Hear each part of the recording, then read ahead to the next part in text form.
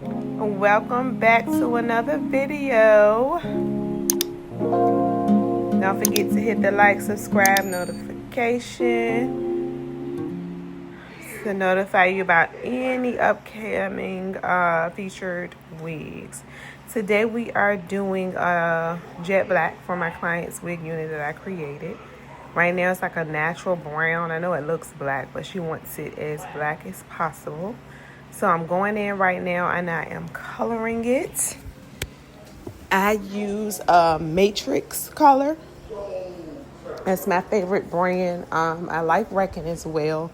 But right now I'm back to using Matrix. Matrix is very true to color, very easy to formulate. 1-to-1 ratio. Very, very, very easy to use. So right now we're just going in and saturating the color really, really well. You want to make sure that you go in and saturate the color to cover every strand. And right here I'm using a smaller brush right at the lace. I don't want to touch the lace, but as close to the lace as possible, which without coloring and dyeing the lace. So I go in with a smaller brush around the lace area, making sure to saturate it.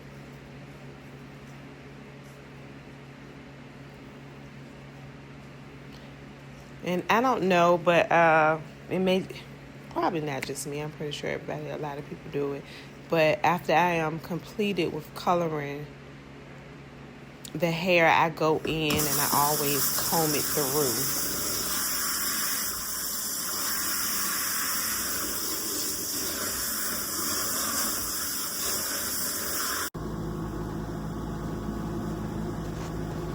Now we're moving on to plucking the lace.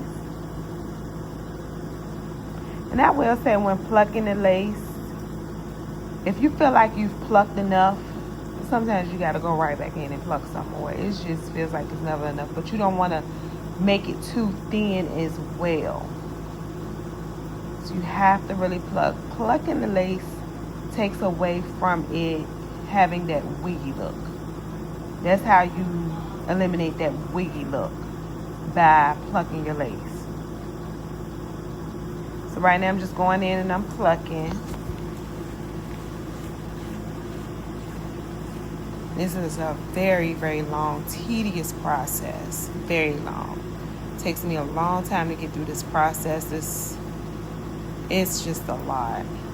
When plucking, make sure that you don't go in the same spot when plucking. So I'll move back and forth, as you can see. If you can see, I like to move back and forth.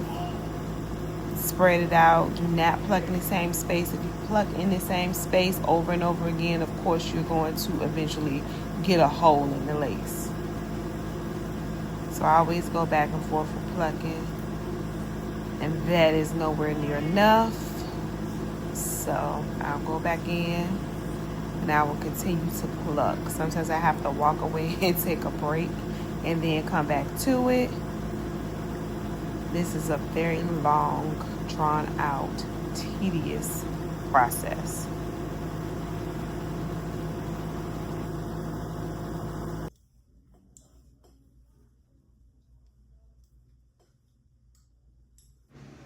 Moving right along to the curling process. I go in and I curl the hair, adding the clip to each one, and I let it sit for a while. So curling and adding the clip and letting it set for a while sets your curl. If you go in and you curl it and then you just let the curls drop without letting them sit, the curl won't last a long time. The more you let it sit and set, the curls set, then the curls hold much longer. So you want that curl to cool off first before you unclip it. So I always go in, curl the whole thing, clip it up, and then I use my hairspray. This is Sebastian Shaper, one of my favorite hairsprays. Now let the curls set, and then I go in and unclip everything. And with her, she doesn't like her curls to be too loose. She likes to keep her curls. She wants them to fall on her own. So I'll just go in and probably just finger through a little bit without combing the curls out. That turned out really, really pretty. You see where it's darker black, a jet black.